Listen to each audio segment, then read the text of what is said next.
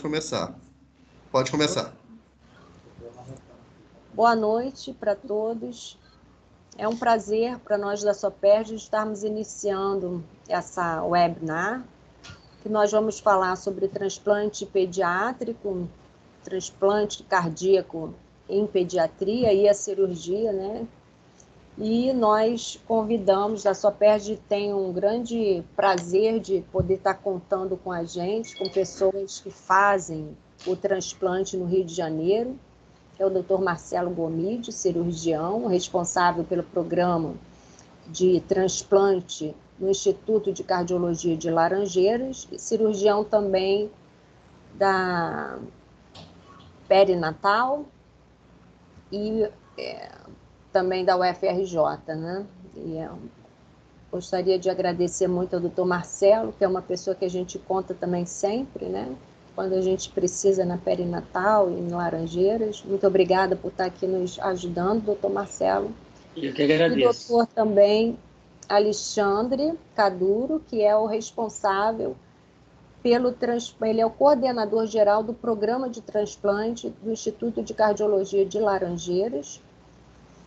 E também o doutor, ele fez a sua especialização em São Paulo, né?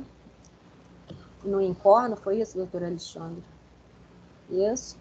Trabalhou lá 15 anos, é uma pessoa que tem grande experiência em transplante pediátrico.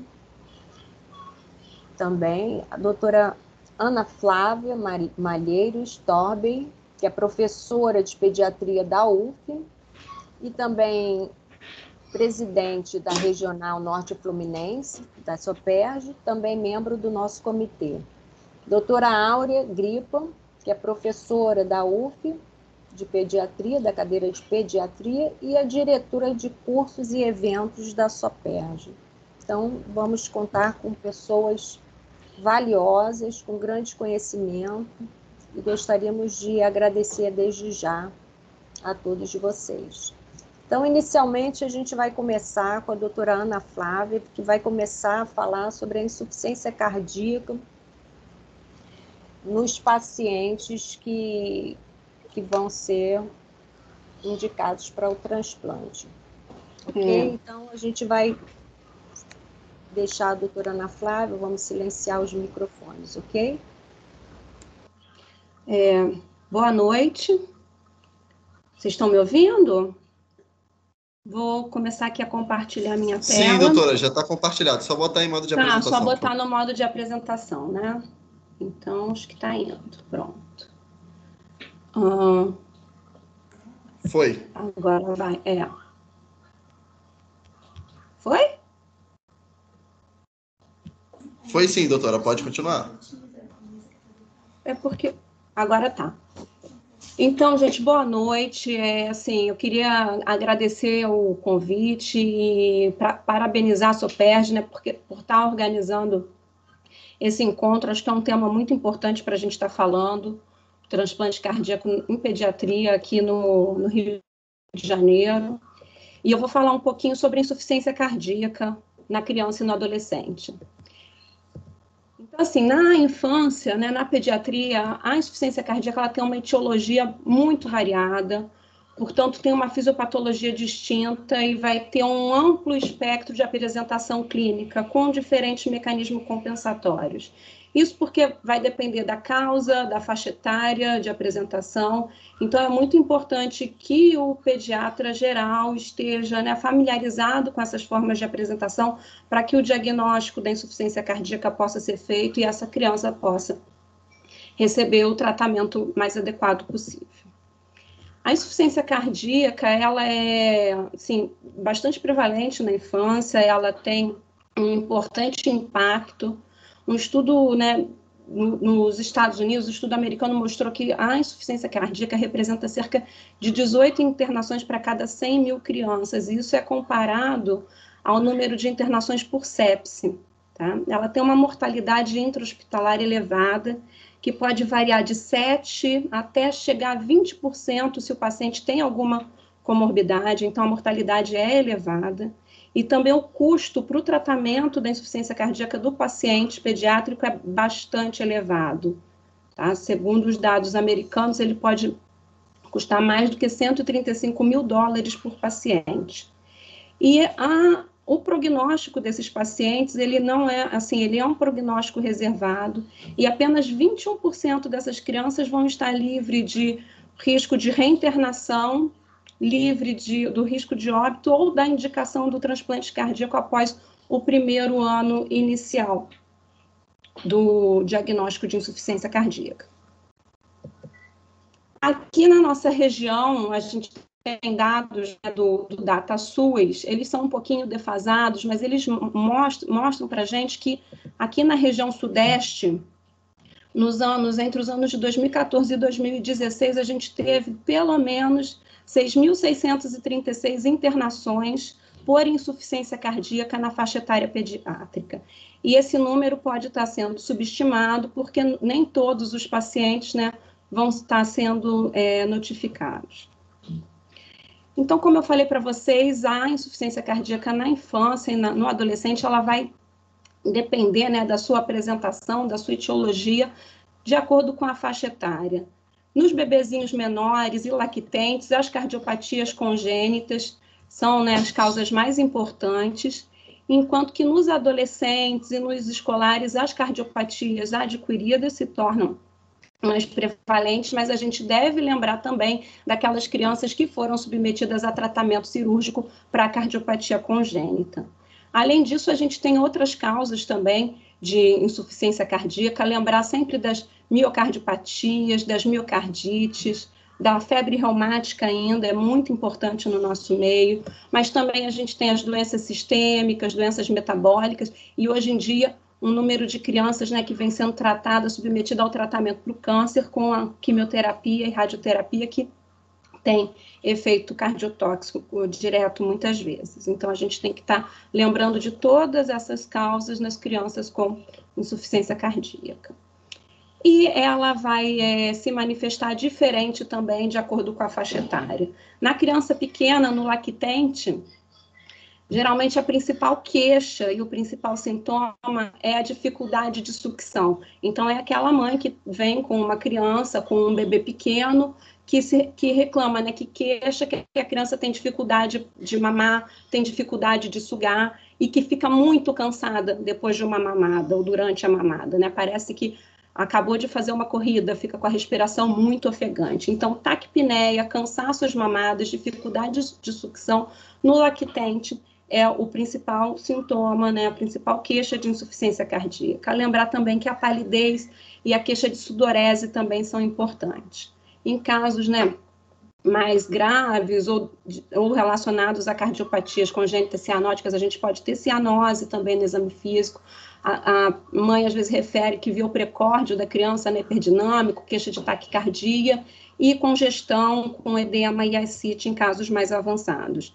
Nas crianças maiores, né, nos escolares e adolescentes, a gente já vai ter aquela queixa de cansaço, intolerância aos esforços, dispneia.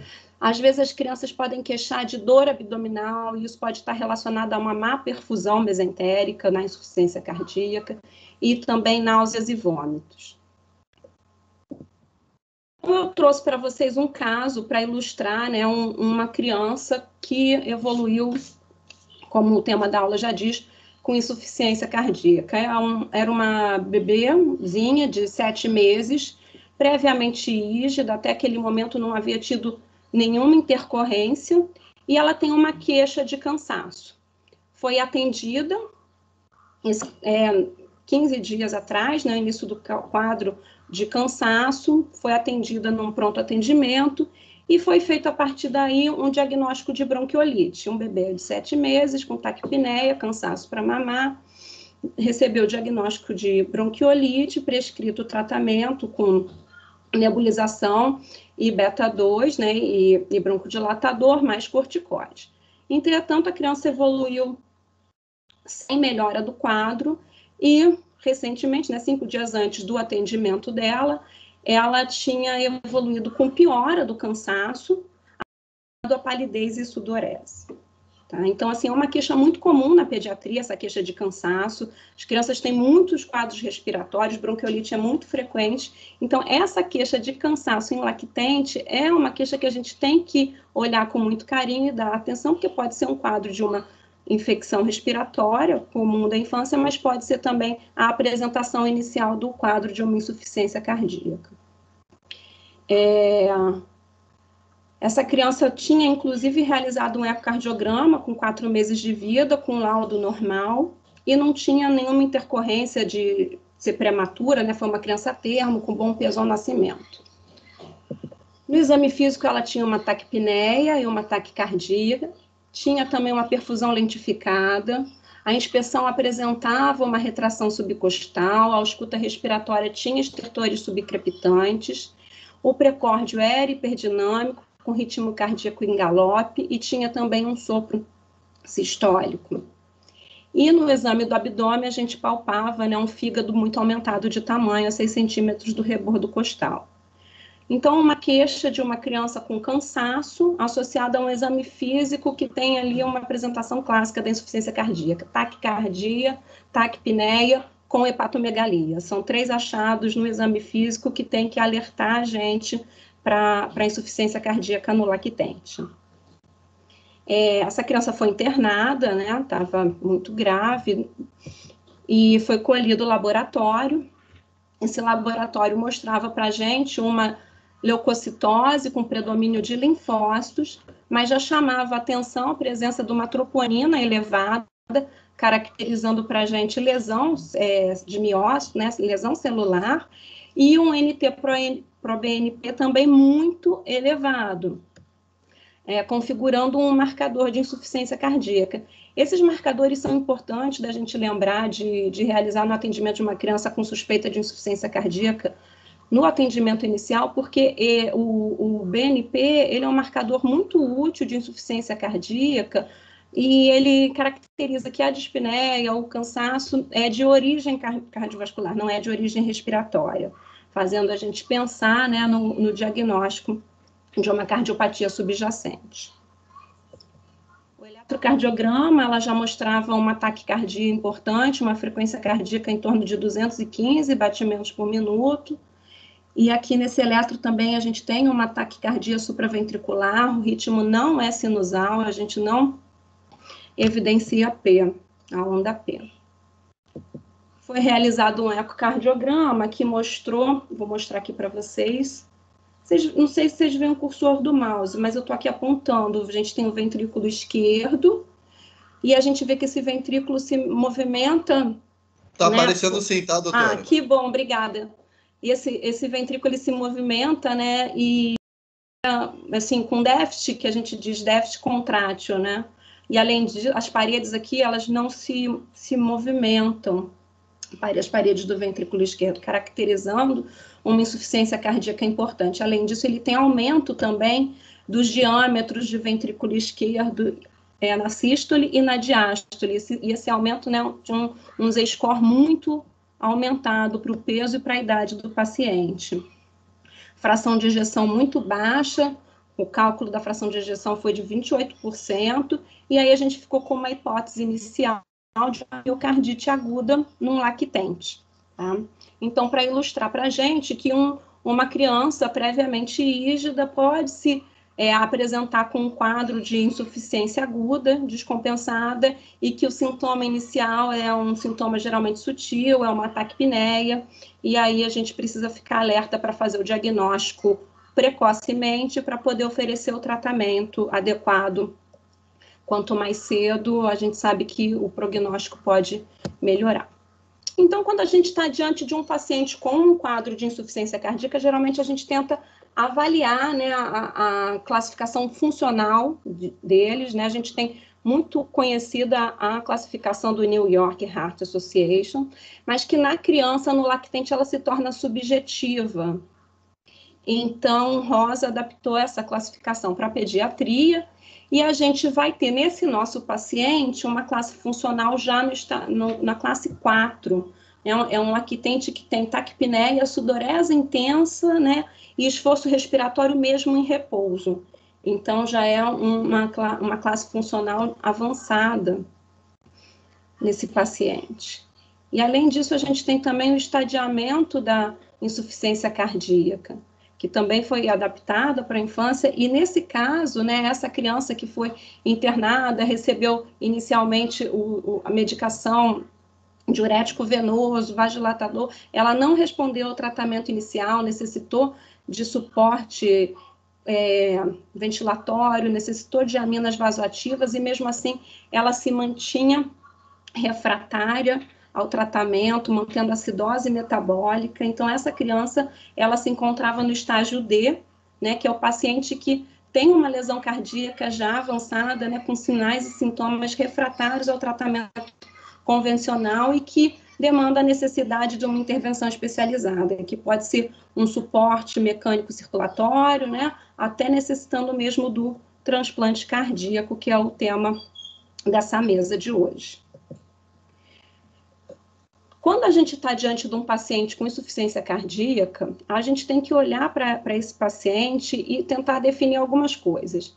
E duas coisas principais precisam ser determinadas. Primeiro, se o paciente está congesto, ou seja, se é aquele paciente que está hipervolêmico, tem sobrecarga de volume, e se esse paciente como está a perfusão desse paciente, né? Se há ou não alteração da perfusão. Quando o paciente está congesto, a gente geralmente vai ter sinais de congestão, que é o quê? Taquipneia, esforço respiratório, o fígado aumentado de tamanho, é um marcador muito importante para a gente de congestão. A gente pode ter ortopneia, pode ter ascite.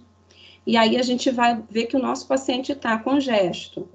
E também se tem alteração da perfusão, ou seja, se o paciente tem alteração do débito cardíaco, sinais e sintomas de baixo débito, taquicardia, queda da pressão arterial, pulsos, né, de amplitude reduzida, pulsos finos, as extremidades ficam frias, temos alteração da perfusão, e o paciente pode ter também alteração da consciência, e às vezes no lactente, na criança pequenininha, a gente tem isso como uma irritabilidade muito importante. E isso é importante por quê? Porque uma vez que a gente determina como o nosso paciente está, se ele está seco, se está molhado, se está frio, se está quente, a gente determina o tratamento, né? A gente vai avaliar se vai precisar de mais ou menos diurético, de mais vasodilatador, se vai precisar de vasopressor, dependendo dessa apresentação inicial do paciente. E aí, a gente, dependendo dessa avaliação, a gente determina o tratamento inicial para essa criança. Nesse caso que eu apresentei, era uma criança que já se apresentava, né, com taquicardia, hipotensão, tinha congestão. Então, a gente vem para esse lado aqui do organograma, o paciente foi tratado com diurético venoso, recebeu inotrópico, vasodilatador, foi entubado, ventilado. Entretanto... 5 minutos, doutora. Obrigada, Thalita. Entretanto, ele ainda, né, ele não apresentou melhora do quadro, evoluiu com uma acidose metabólica muito importante, que não respondia ao tratamento, e aí é um paciente que entrou naquele estágio que precisava já de um suporte circulatório, e a gente, na época, até discutiu esse caso com o doutor Alexandre, e ele teria indicação para ser transferido, para receber um suporte com a ECMO. Entretanto, foi uma criança que evoluiu muito grave e, infelizmente, não teve tempo de ser transferida. E, muitas vezes, esse tratamento, né, esse suporte circulatório, ele serve de ponte para o transplante ou ponte para melhora, aquele miocárdio que vai evoluir com uma recuperação e pode evoluir para melhora, ou é um paciente que não vai melhorar e pode ser que receba a indicação para o transplante. O Alexandre vai falar melhor isso para a gente. E só para lembrar aqui, sempre a gente, diante do paciente com insuficiência cardíaca, a gente tem que tentar determinar se existem alguma causa que possa ser tratada, removida no caso, né, que esteja descompensando o paciente. Então, na pediatria, sem dúvida, a anemia infecção e os distúrbios hidroeletrolíticos. A gente tem sempre que lembrar de identificar, estando presente, corrigi-los, porque muitas vezes isso é um fator que causa descompensação, né, levando para um quadro de insuficiência cardíaca aguda descompensada, e a gente corrigindo isso, a gente melhora o paciente. E lembrar também, no caso das cardiopatias congênitas, principalmente, que sempre que possível, se tiver um tratamento cirúrgico que a gente possa oferecer para esse paciente, para corrigir a insuficiência cardíaca, a gente vai oferecer também. Então, quando a gente está diante do paciente com insuficiência cardíaca, a gente tem aquele paciente que tem sintomas leves, né, que está mais compensado, que consegue se ficar estável com o uso de diuréticos, com vasodilatador. Às vezes a gente precisa associar beta-bloqueador, em algumas vezes a gente ainda usa a digoxina. Porém, quando esse paciente vai evoluindo para estágios mais avançados da insuficiência cardíaca, ele vai precisar ser internado, ter infusão de inotrópicos, às vezes ele vai precisar do suporte circulatório mecânico e pode terminar na indicação do transplante cardíaco. E lembrar que esse paciente, ao longo de todo o tratamento da insuficiência cardíaca, ele precisa de um suporte todo, de uma equipe, né? Um pediatra que tenha, né, que acompanhe o ganho ponderal, revisite várias vezes esse calendário vacinal, ele vai precisar de exames complementares com bioquímica, cardiograma, muitas vezes a gente precisa estudar ritmo, fazendo o Holter, teste ergométrico, exames mais complexos, né, de alta complexidade, como ressonância, estudo hemodinâmico, e o acompanhamento desse paciente no pré e no pós-transplante cardíaco é fundamental. Então, para que isso ocorra, isso seja possível, é necessário que a gente tenha uma equipe multiprofissional, a gente precisa de um grupo, a gente precisa de um time que esteja apoiando esse paciente. E a gente tem, né, o pediatra como base do atendimento da criança, e vai ter ali do lado o cardiologista pediátrico, o cirurgião cardíaco, um nutricionista, o enfermeiro, o psicólogo, porque essa criança e essa família vai precisar de um suporte psicológico, o fisioterapeuta. A gente precisa de ter um programa de transplante cardíaco, um programa de suporte circulatório mecânico, para que esse paciente, né, seja tratado da maneira mais excelente, da melhor maneira possível. Então, eu vou encerrar deixando aqui 3 mensagens principais. Primeiro, que a insuficiência cardíaca ela é importante na pediatria, ela tem morbidade e mortalidade elevadas, então a gente precisa reconhecer o paciente para poder diagnosticar e tratar de maneira adequada. O diagnóstico precoce, sem dúvida nenhuma, vai favorecer a abordagem mais adequada, e isso vai influenciar no prognóstico futuro dessa criança. E o trabalho é essencial que seja num time de multiprofissionais. Então, eu agradeço muito a oportunidade, agradeço a atenção de vocês, e acho que as perguntas vão ficar para o final, não é isso, Thalita? Obrigada, sim. Gente. Vamos deixar, então, parar aqui a minha apresentação. Parou a apresentação? Parou, né? Meu compartilhamento de tela. Então, tá bom. Ana Flávia, muito obrigada, sua aula é muito explicativa, é importante a gente lembrar sempre da insuficiência cardíaca em pediatria. Quem olha isso primeiro é o pediatra, por isso a importância dessa sua aula, da sua colocação, o pediatra que vai fazer esse diagnóstico de insuficiência cardíaca. Então, a gente tem que estar sempre alerta para todos esses critérios, esses sintomas que o paciente apresenta, né?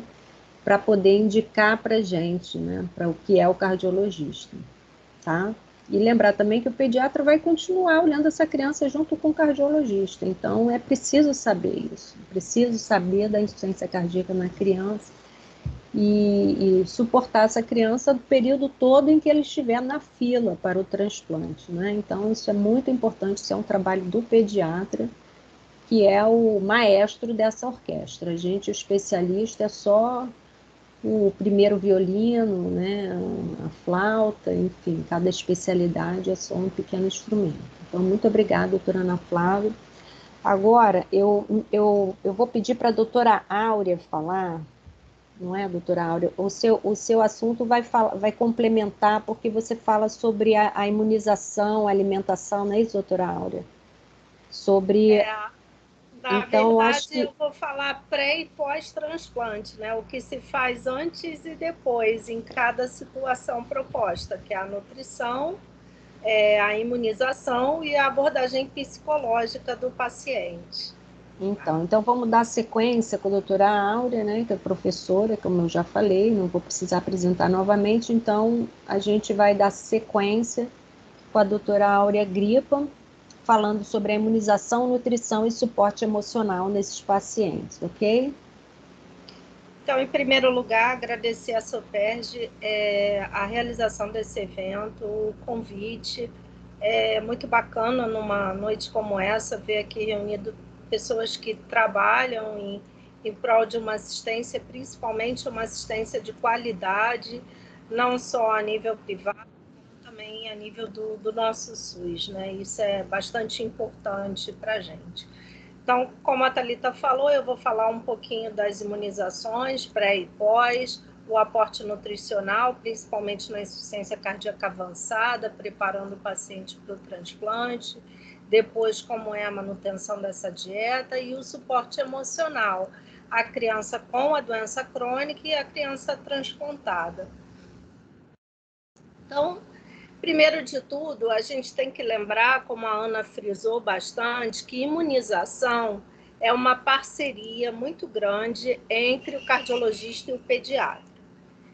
Toda criança que tem uma cardiopatia congênita, ela tem que ser acompanhada por um cardiologista, mas é essencial um pediatra, é a figura do clínico na vida dela, para que ele possa fazer a revisão mensal do calendário vacinal, fazer a avaliação geral desses pacientes no sentido daquelas vacinas que são necessárias além do calendário que contempla no Programa Nacional de Imunização. Então, é importante a gente saber que, salvo as contraindicações habituais que a gente encontra em pediatria para vacinação, aquelas reações gravíssimas, e assim mesmo as reações mais leves a gente troca pela forma acelular da doença, da vacina, faz no CRI. Não existe uma contraindicação para fazer vacina porque a criança é cardiopata. Algumas situações em especial a gente pode prever e orientar os pacientes. Então, por exemplo, os pacientes cianóticos, eles tendem a fazer crise cianogênica por dor e por qualquer tipo de estresse. Então, o ideal é que essa criança faça uma vacinação numa unidade onde teria condições de dar a ela o suporte, isso pode ser orientado formalmente, dar o suporte para uma crise cianogênica, que é basicamente o uso da morfina, a manobra de flexão das pernas e, em alguns casos, um suplemento de oxigênio e hidratação. Então, esse paciente poderia ser um paciente para uma unidade secundária e não uma unidade primária de atendimento. Além disso, é importante reforçar que o nosso calendário do Programa Nacional de Imunização, ele não contempla algumas vacinas e que mesmo quando a gente está diante de um paciente do SUS, a gente tem o dever de oferecer a esse paciente a possibilidade dele realizar, instruir a família para a realização das vacinas em ambiente privado, em clínicas privadas. Nós não podemos supor que aquele paciente não tenha condições de fazer, nós devemos prescrever, recomendar e orientar, e cabe à família avaliar a possibilidade ou não. Lembrando que uma boa parcela dessas vacinas nós vamos conseguir também no CRI, que é o Centro de Referência de Imunobiológicos Especiais. Então, as recomendações todas que nós seguimos, elas foram publicadas no Arquivo Brasileiro de Cardiologia em 2018, e a nossa referência da primeira diretriz, na verdade, de insuficiência cardíaca e transplante cardíaco. E então, hoje nós temos que promover para esses pacientes todas as doses habituais, lembrando que aquelas contempladas no calendário do Programa Nacional de Imunização, elas podem e devem ser realizadas na unidade de saúde, dando preferência à tríplice bacteriana acelular nos pacientes com alto risco de complicação e descompensação hemodinâmica por febre alta, taquicardia, ou fazer realmente a pentavalente, a tríplice inteira, né? Conforme a possibilidade desse paciente ser encaminhado, mas sempre pensar em fazer a forma acelular para minimizar o efeito colateral mais temido nesse paciente, promovendo descompensação hemodinâmica, que é a febre. As crianças menores de 7 anos, a gente tem que lembrar também que, além da pneumococo, né, na prevenção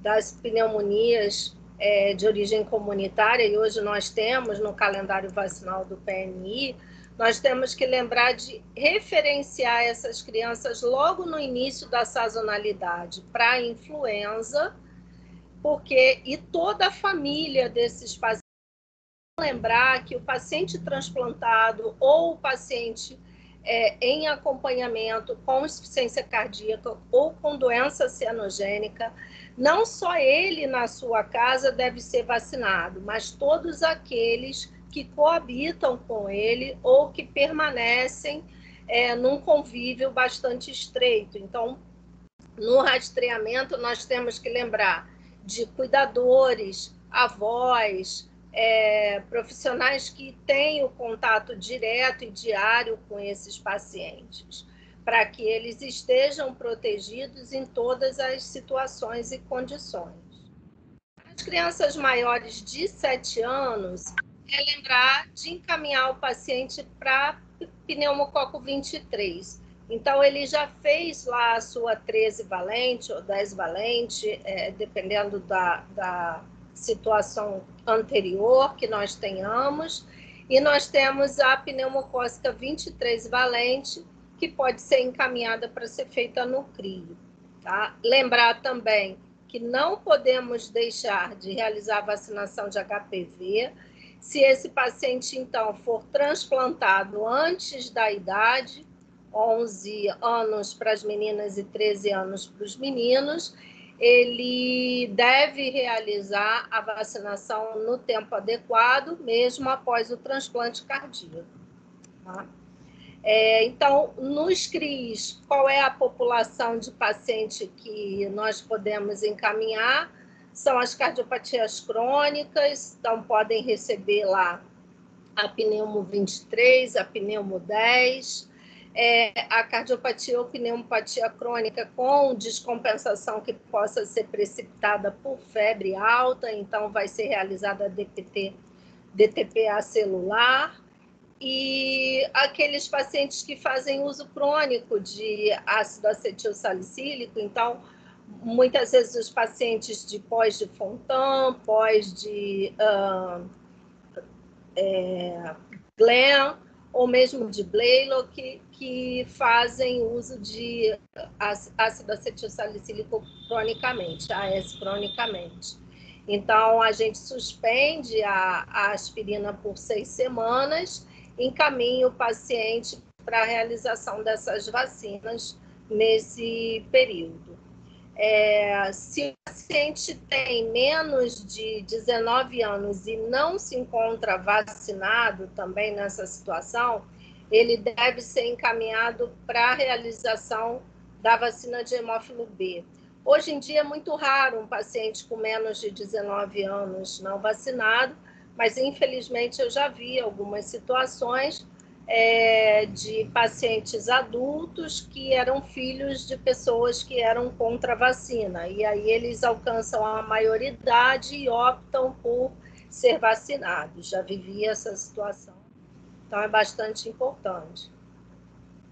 Então, para os adultos, que não é muito bem a nossa população, mas às vezes a gente acaba estendendo um pouco a faixa etária de orientação, principalmente o cardiologista pediatra, acaba trabalhando com a congênita de adulto, em parceria que seja com o cardiologista geral, e ele tem que saber também a recomendação para esses pacientes adultos. Né? Lembrar que muitos pacientes adultos não realizaram vacinação HPV, que não estava incluída no Programa Nacional em sua época, e isso era uma vacina de aquisição em clínicas particulares. Então, após o transplante, a gente tem algumas orientações, algumas delas até que a gente já realiza após algumas cirurgias cardíacas com circulação extracorpórea. Então, na diretriz diz que a recomendação do intervalo de pelo menos 4 semanas entre o transplante e a administração de uma vacinação de vírus vivo é considerada uma classificação 1C como nível de evidência. Alguns artigos dizem que no pós-transplante você deve contraindicar as vacinas de vírus vivos atenuados até que o paciente seja considerado imunocompetente. Então, a gente tem aí esse lapso de mais ou menos 4 semanas, que a gente acredita que a maioria dos pacientes já retomem, mas a gente tem que lembrar que muitos desses pacientes vão utilizar drogas imunossupressoras. Então, nesse período, cabe a avaliação se esse paciente vai ser ou não encaminhado para a realização de vacina com vírus vivos atenuados. Lembrar que as imunoglobulinas, né, a gente está vivendo aí nessa epidemia, muitos pacientes com síndrome inflamatória relacionada ao Covid e fazem a imunoglobulina, os pacientes com Kawasaki ou os pacientes até de miocardite aguda que vão rapidamente para transplante. Lembrar que as imunoglobulinas realizadas, elas podem interferir, na maioria das vezes interferem na resposta imune à vacina com vírus vivo, e se a gente puder postergar a administração dessas vacinas até 3 meses após a administração das imunoglobulinas. Né?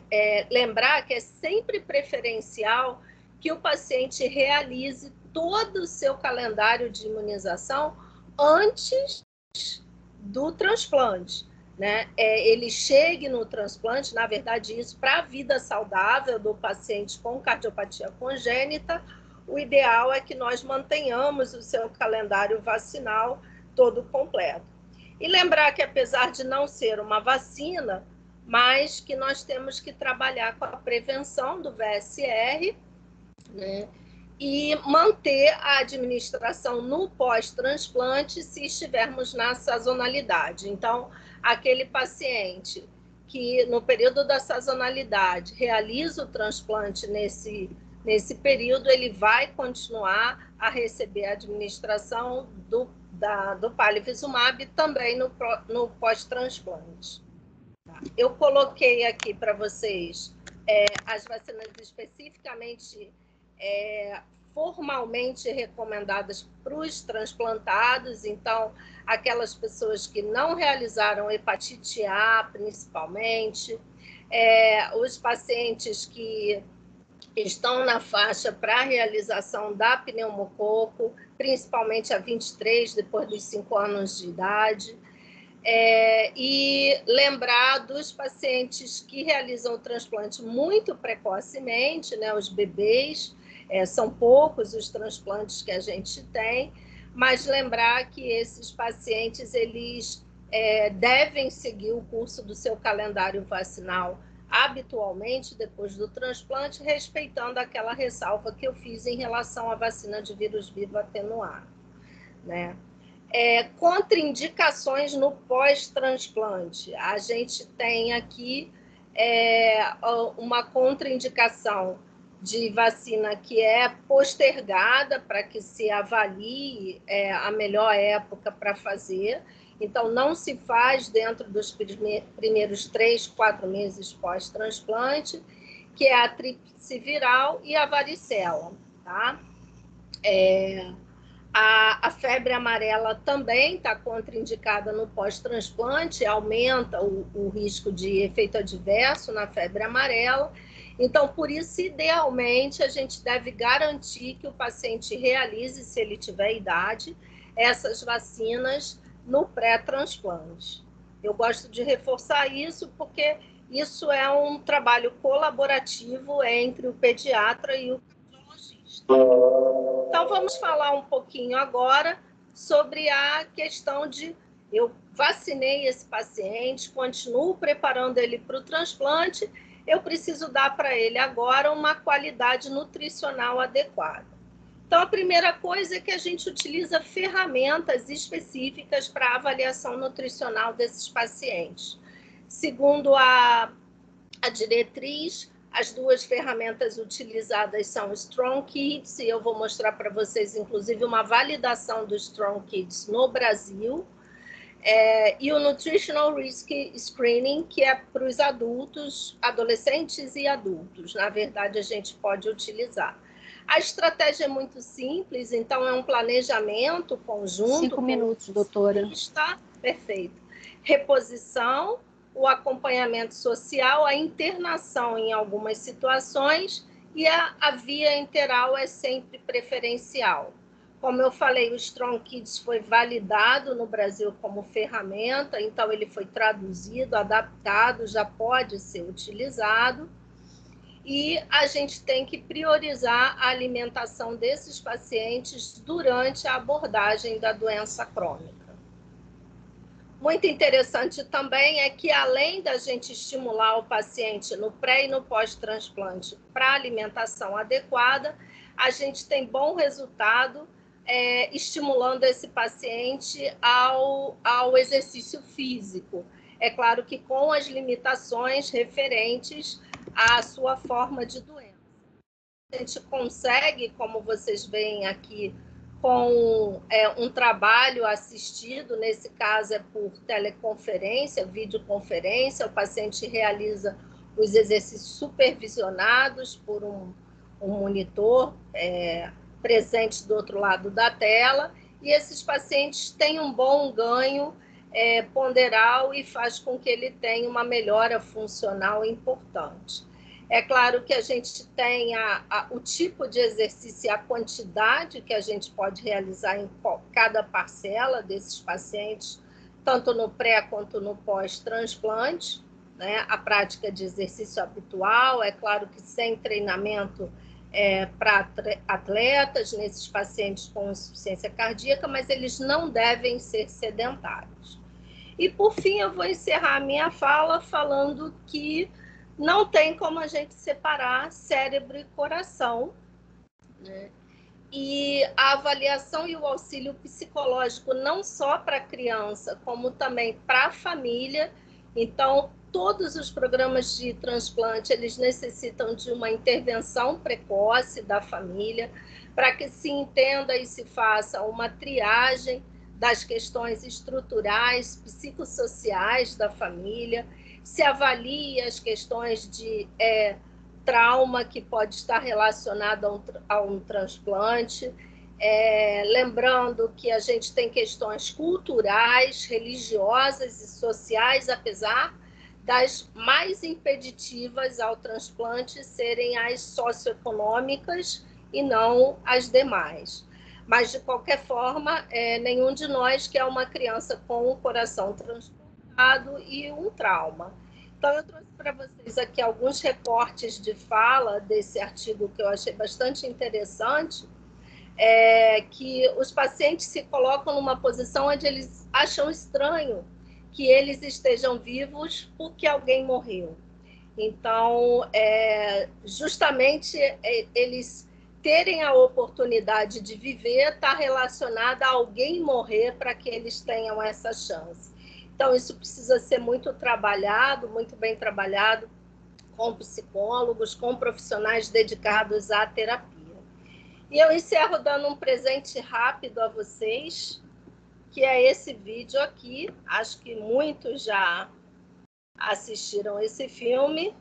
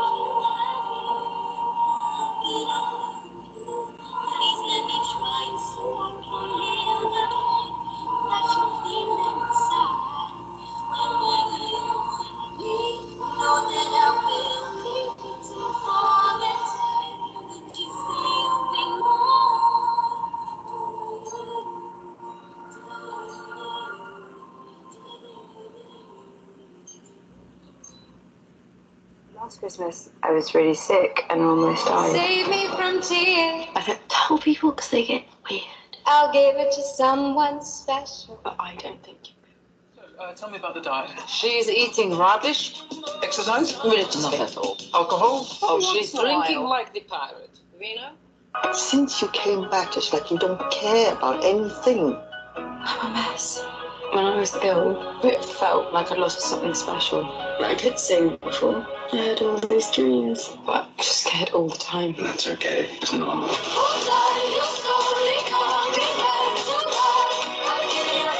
Why me? It was always going to be you. We are so lucky to be alive.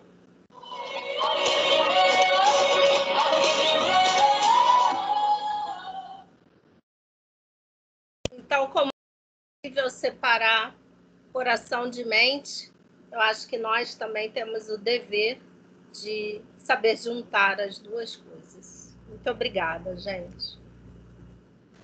Muito obrigada, doutora Áurea. Esse filme foi um filme que eu vi, né, na Netflix, gostei bastante, é uma segunda chance para o amor, né? Fica aí a dica para vocês todos. Fala sobre um caso, né, de uma pessoa transplantada, né, é muito legal. Então, queria agradecer, a aula foi excelente, e agora, para dar seguimento, eu vou pedir para o doutor Alexandre Souza Calduro falar para a gente sobre a história natural da miocardiopatia dilatada, o conceito da cardiopatia congênita terminal, as indicações e a sobrevida do transplante, a sobrevida na espera do transplante. Boa noite, doutor. Oi, boa noite, Thalita. Gostaria de agradecer a Soperj aí pelo convite, pela oportunidade de estar falando sobre transplante, né? Um programa que foi reiniciado aqui no Rio nesses últimos 3 anos e meio, podemos dizer, lá no Instituto Nacional de Cardiologia. Aqui falar que eu estou, ao mesmo tempo feliz com o convite, ao mesmo tempo triste de ver tantas pessoas muito boas, né, dentro da cardiologia pediátrica do Rio de Janeiro, mas que infelizmente estão dispersas, né, pulverizadas pela cidade do Rio. E como seria bom se nós trabalhássemos juntos, né, todo mundo no mesmo centro. Isso com certeza ia ser muito de grande valia para nós. Bem, a minha aula, não vou falar exatamente sobre isso que você mencionou, mas vou dar uma visão geral do transplante e vou trazer casos práticos do dia a dia que vão ajudar a ilustrar aí a nossa apresentação. Só um minutinho, desculpa. Opa. Vocês estão vendo a minha tela normal aí? Estão vendo? Sim, agora sim. Doutor, pode continuar, por favor. Tá bom. Então, eu já trabalho com transplante focado no transplante desde 2009, quando eu fui contratado lá no INCOR para ser médico assistente do serviço de transplante junto com a doutora Estela, o professor Miguel inicialmente, depois o professor Marcelo. E em 2013 eu fui fazer minha especialização de transplante no Stollery no Canadá, e em 2016 final de 2016 eu cheguei aqui no Rio de Janeiro, num projeto aí ambicioso da gente montar um programa de transplante pediátrico numa cidade muito importante onde não existia um programa. Né? Então, então a ideia do transplante é uma ideia intuitiva, milenar. Né? Aqui a gente só está algumas representações pictórias, né? Acho que do quadro mais famoso, que é considerado o Milagre da Perna Preta, onde os médicos, né, Cosme e Damião, eles, para socorrerem um soldado romano, eles tiram a perna de um soldado etíope. Né? Essa aqui é, vamos dizer assim, realmente a primeira uma representação aí dessa coisa intuitiva do transplante, né? Bem, no INC,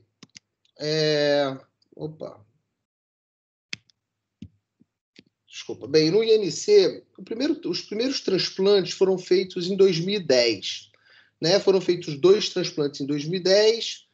Aí, no período entre 2010 e 2012, foram feitos mais 4 transplantes, mais 4 transplantes, né? E o transplante ficou interrompido entre 2012 e 2016. Em 2016 a gente retornou, fizemos um transplante em 2016, em 2017 fizemos mais outro transplante, e em 2018 fizemos 7 transplantes. Em 2019, 4, e agora em 2020 já fizemos 4 transplantes. O primeiro transplante que a gente fez foi de uma criança, um adolescente, 13 anos, que foi internado no IECAC, e eu estava começando aqui no Rio de Janeiro, né, e fui chamado lá para ver essa criança, e eu fui todo empolgado. Era uma criança que estava em uso de drogas, com uma miocardiopatia dilatada de início recente, e deteriorando rapidamente, né? Esse é o raio-x dela lá, do IECAC, uma área cardíaca aumentada, um pulmão bastante congesto, aí as transaminases dela subindo muito ao longo dos dias, né? Ou seja, mostrando uma deterioração clínica, uma congestão hepática. A gente não tem dados de lactato, são os dados que eu tinha à época. E ele foi transplantado em 16 de outubro, então esse foi o primeiro transplante desde que o programa foi reiniciado, né? E aí você vê o coração bastante grande, né? Bastante dilatado, né? Uma miocardiopatia dilatada, tinha uns focos de hemorragia aqui subendocárdica, né? O que fala muito a favor aqui da gente ter muito provavelmente um quadro de miocardite, né? A gente não tem lâmina. E esse era o coração dele, já transplantado 3 meses depois. Bem, o segundo transplante já foi um transplante com cardiopatia congênita. Era um adolescente também de 16 anos, paciente que tinha uma ausência de conexão à veia esquerda, uma dupla via de saída de VD, foi feito um Bleylock aos 3 dias de vida, um Glenn aos 3 anos, tinha uma insuficiência valvar, uma insuficiência tricúspide, feito um Fontan fenestrado, e aí evoluiu com ascites de repetição, enteropatia perdedora de proteína, flutter, disfunção ventricular, paralisia frênica, já tinha secundária às cirurgias dele, e ele foi listado, né? Esse era o raio-x de tórax dele, né? E aqui o eco mostrando o ventrículo direito dilatado, uma insuficiência tricúspide importante, uma CIA ampla, né? O ventrículo esquerdo ali rudimentar, ele foi tratado dentro da fisiologia univentricular. Então foi listado dia 12 de maio, ficou aí praticamente 4 meses, 3 meses listado, recebeu o órgão dentro do centro cirúrgico sem intercorrência, estubado no primeiro PO, e aí que vieram as surpresas, né? Ele ficou cianótico. E a gente transplantou o paciente, um Fontan. Se você transplanta, não é para ficar cianótico. E ele ficou muito congesto, cianótico, teve que ser reentubado, e a gente levou ele imediatamente para o estudo hemodinâmico. O estudo hemodinâmico mostrou isso aqui, um diagnóstico que ele tinha, mas que não, diagnóstico, algo que ele tinha, mas algo que a gente não tinha um diagnóstico prévio, que eram essas fístulas. Essas fístulas... Desculpa. Essas fístulas arteriovenosas pulmonares. Você vê que desenha todo o lobo do pulmão, né? É bem importante. Então, ele saiu do transplante saturando em torno de 84%, 85% e teve alta 40 dias depois, saturando 96%. Ou seja, o transplante resolveu as fístulas arteriovenosas pulmonares dele. A albumina também. Ele tinha uma albumina de admissão no transplante menor que 2. 40 dias depois, ele estava com uma albumina um pouquinho acima de 3. Também mostrando que o transplante corrige a falência da circulação de Fontan. Bem, aqui é o CAT dele 9 meses depois, mostrando que as fístulas tinham sumido do pulmão esquerdo. Interessante, eu não tenho aqui a imagem, até tenho, mas não mostrei na aula. Ele tinha um Fontan, né? O Fontan geralmente resolve as fístulas arteriovenosas pulmonares, só que o Fontan dele estava mais direcionado para o pulmão direito. Então, no pulmão direito ele não tinha fístula, no pulmão esquerdo ele tinha bastante fístula. Bem, então, assim, falando de indicações de transplante cardíaco, basicamente você tem duas grandes indicações. Ou você indica um transplante porque você está frente a um paciente com risco de morrer precocemente, muito rápido, ou seja, são pacientes que estão geralmente dentro do ambiente de CTI, em uso de drogas vasoativas, inotrópicos, em ventilação mecânica, e não, por muitas vezes, em uso de algum dispositivo de assistência circulatória. E as etiologias são as mais variadas possíveis, né? Ou seja, doenças, cardiomiopatias que estão numa fase terminal, cardiopatia congênita, ou pós uma cirurgia cardíaca, o paciente não teve uma proteção miocárdica inadequada, ou mesmo devido à intervenção cirúrgica, né? O paciente não recupera a função e tem que ser avaliado rapidamente, né? Arritmias, cirurgias cardiopatias congênitas não abordáveis cirurgicamente. Esse, em especial, é um tema que demora, porque você precisa de uma certa mudança de cultura no tratamento das cardiopatias congênitas. De uma forma geral, a gente tem uma escola onde tudo é possível de tratamento, porém nós sabemos que o resultado em alguma dessas cardiopatias é muito pobre. Então, não adianta só a resolução anatômica, né? A gente quer ver o paciente vivo, bem, com qualidade de vida, e isso tem que ser essa estratificação do risco daquela cardiopatia congênita específica, ela tem que ser considerada quando você discute uma indicação cirúrgica para ela. Muitas vezes você tem que assumir que o risco é elevado e que, comparando competitivamente, você transplantar ou não transplantar, ou melhor, colocar esse paciente na lista de transplante para aguardar um transplante, ou corrigir cirurgicamente, o que é o melhor, qual seria o melhor benefício. Muitas vezes nós não temos essa resposta, né? E são tipos de decisões que têm que ser tomadas dentro de um colegiado, com um grupo cirúrgico, grupo clínico, né? Com todas as pessoas que fazem parte do que nós chamamos de heart team, né? Do time que deve estar presente no cuidado desse tipo de crianças. Tumores cardíacos irressecáveis também é uma indicação bastante clássica.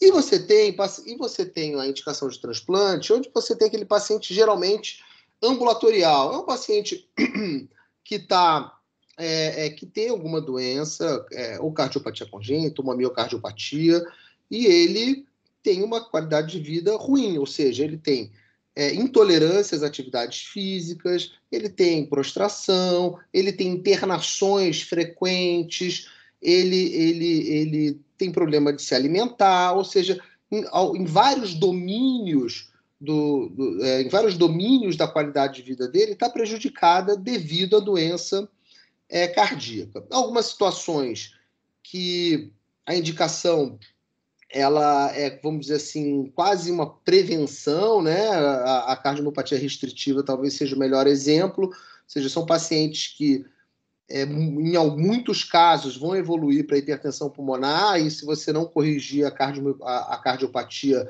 eles vão ter lesão vascular pulmonar, e isso pode condená-lo a um transplante futuramente. Então, são pacientes que têm que ser bem avaliados quanto à hemodinâmica pulmonar, né? Pacientes com falência da circulação Fontan, né, também o transplante corrige bem, como eu mostrei no caso do nosso segundo transplante Fontan. Bem, contraindicações. Contraindicações, hipertensão pulmonar fixa. Isso aqui, hoje em dia, também já não é eu nem falo aqui hipertensão pulmonar elevada, porque há diversos trabalhos hoje na literatura que mostram que aquele número, né, de 6 UDIs por metro quadrado de resistência vascular pulmonar seria, além disso, uma contraindicação. Não, isso não é mais verdade, né? O grupo da Columbia, acho que há mais de 2014, publicou uma série de casos deles mostrando, eu não me lembro o número exato, mas pacientes com até 12 UDIs de resistência vascular pulmonar que foram transplantados e recuperaram reduziram a resistência vascular pulmonar. Nós temos 2 casos no Laranjeiras que tinham 8 para 9 UDIs de resistência vascular pulmonar, e o primeiro CAT que nós fizemos pós-transplante já tinha em torno de 2, 3 UDIs de resistência vascular. Então, a hipertensão pulmonar é algo que tem que ser bem avaliado, né?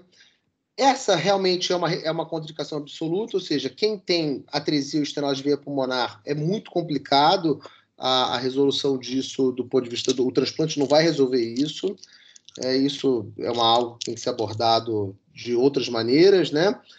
Disfunção de múltiplos órgãos, ou seja, paciente séptico, disfunção de múltiplos órgãos também irreversível, né? Isso é importante. Muitas vezes a gente não tem esse dado ou essa certeza absoluta, né? Nós, infelizmente, no mundo pediátrico, a gente não tem muitos modelos prognósticos para a gente conseguir estratificar o risco do doente, né? Mas a gente trabalha muito dentro do que você observa no dia a dia do paciente, né? Então, insuficiência renal não é contraindicação, né? E é difícil você predizer quando aquele rim realmente perdeu a função por completo, né? A gente precisa de tempo para avaliar isso, e às vezes o tempo não está ao nosso favor. Disfunções neurológicas graves, infecções ativas, tudo isso são contraindicações que, uma vez resolvidas, a gente pode continuar no transplante. A gente num transplante em sepse ativa, mas uma sepse que melhora, a gente, né, ou já tem alguns tempos de antibiótico, a gente pode, porque também é muito complicado você avaliar um paciente séptico com uma doença cardíaca terminal, né? Você não sabe muito bem o que está levando o paciente à deterioração. Será que é piora da função, história natural da terminalidade cardíaca dele, ou é a sepse que o agravou, né? Então, quando a gente está frente a um doente muito crítico, algumas decisões são difíceis de serem tomadas, e é muito importante realmente aquele olhar à beira-leito, né? E tomar cuidado para, às vezes, não tirar a chance do paciente e também não oferecer um transplante para alguém que tem um prognóstico muito ruim, porque o fim disso geralmente é o óbito. Tá? Informações necessárias, aqui tem uma série de coisas dados que a gente tem que ter para listar o paciente, né?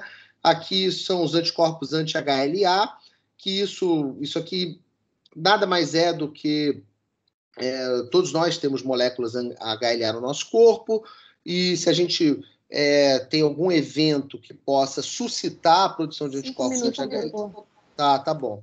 Suscitar anticorpos anti-HLA, isso pode impedir um transplante, tá? Transplante na cardiopatia congênita sempre complicado, né? São pacientes que têm risco de sangramento, já operaram o tórax mais de uma vez, são sensibilizados, né? E geralmente tem lesões de outros órgãos-alvos. Aqui mostrando que tanto o Glenn quanto o Fontan quando colocados em listas, eles praticamente têm mais ou menos o mesmo perfil de sobrevida em lista e recebem o transplante muito, muito próximo, né? Então não faz muita diferença. Agora, faz diferença quando você lista. Se você lista um Glenn com menos de 6 meses de cirurgia para mais de 6 meses, não faz muita diferença, mas do Fontan faz. O Fontan que fez o Fontan e vai para a lista de transplante logo, ele geralmente morre. Aqui, só para fazer uma ilustração em relação à hipoplasia do coração esquerdo, mostrando aqui que hipoplasia é uma doença realmente muito grave. Você tem que, basicamente, em 5 anos, 50% delas evoluem para transplante ou morte, né? Então, o paciente com hipoplasia do coração esquerdo tem que ser sempre trabalhado junto com as equipes de transplante, né? E falando um pouco de complicações do transplante, né? A principal complicação do transplante é a rejeição, né? E a rejeição, quem tem rejeição no pós-transplante, geralmente, quem tem episódios de rejeição no pós-transplante, geralmente tem uma sobrevida reduzida a longo prazo. Isso aqui mostrando que como está divididos aqui por faixa etárias, né? Menor de 1 ano, entre 1 e 5 anos, 6 e 10 anos, de 11 e 17 anos, e aqui por eras, o verdinho uma era antiga e o roxo uma era mais nova. Que a gente realmente hoje parece que entendemos melhor o transplante e tratamos menos de rejeição do que tratamos no passado.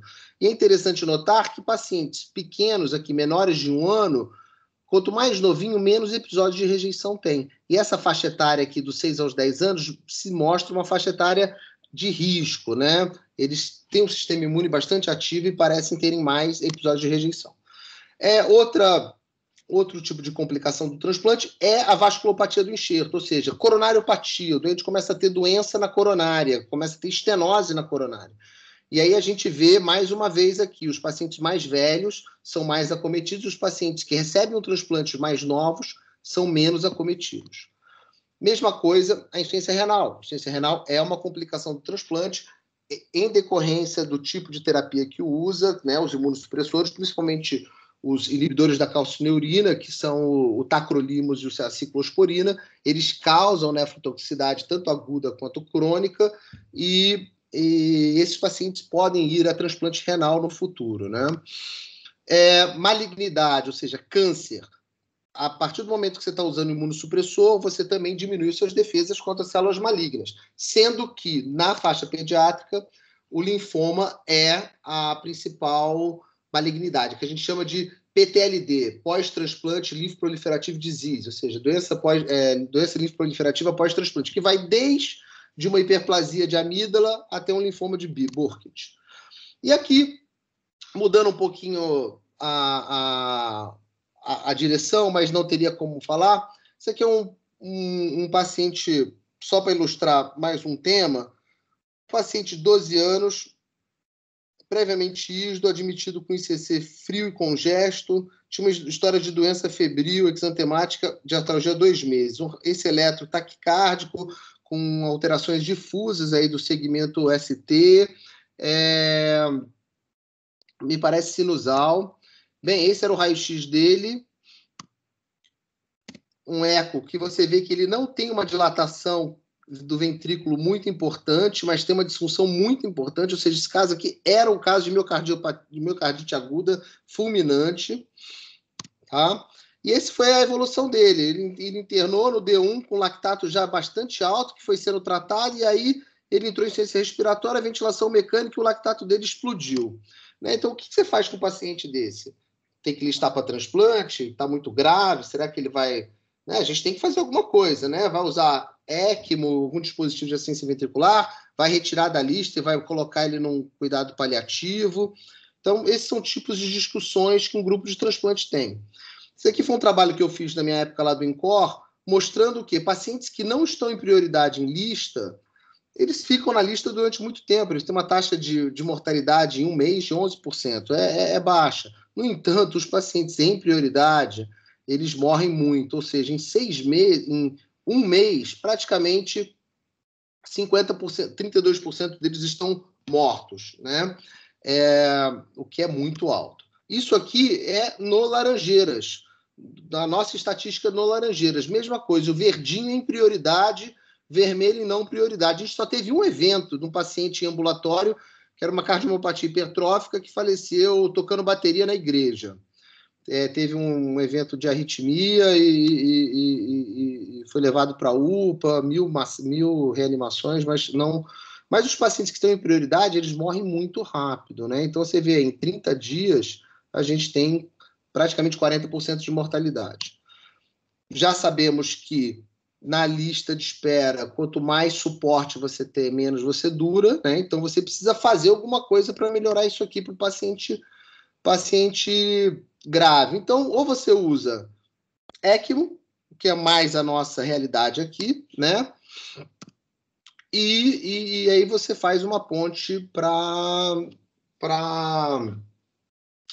ECMO ou ventrículo artificial, ECMO para transplante, ECMO para recuperação, né? O que for possível, o que o paciente permitir. Infelizmente, nós não temos no Laranjeiras um programa de dispositivo de assistência ventricular. A gente tem ECMO, nós utilizamos ECMO com frequência, tanto no pré-transplante como no pós-transplante. Já usamos em pelo menos 4 casos ECMO pós-transplante, e no pré a gente usamos em um caso.